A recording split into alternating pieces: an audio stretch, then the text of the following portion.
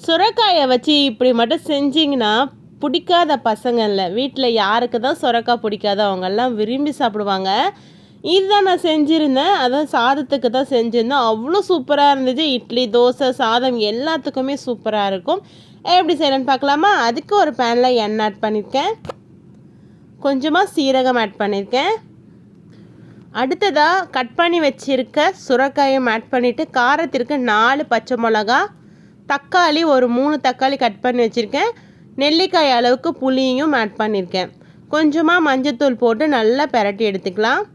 தக்காளி எல்லாம் நல்லா மேஷ் ஆகிற அளவுக்கு பிரட்டி எடுத்துக்கலாம். அவ்வளோதான். இதுக்கு மேலே கொத்தமல்லியை ஒரு கைப்பிடி அளவுக்கு ஆட் பண்ணிவிட்டு லைட்டாக இப்படி திருப்பிட்டுடலாம். நான் ஸ்டவ் ஆஃப் பண்ணிட்டேன். அவ்வளோதான். இதை அப்படியே மிக்ஸி ஜாடியில் கிரைண்ட் பண்ணி சாப்பிட்டோன்னா அவ்வளோ சூப்பராக இருக்கும். கிரைண்ட் பண்ணிவிட்டு காட்டுறேன் பாருங்கள். நல்லா கிரைண்ட் ஆகிடுச்சு. இது கூட தாளிம்புக்கு அதே பேனில் கொஞ்சமாக எண்ணெய் ஆட் பண்ணியிருக்கேன், கடுகு ஆட் பண்ணியிருக்கேன், கருவேப்பிலை ஆட் பண்ணியிருக்கேன். இப்போது இந்த சட்னியில் ஆட் பண்ணிக்கலாம். அவ்வளோதாங்க. கண்டிப்பாக சொல்கிறேன், செஞ்சு கொடுங்க.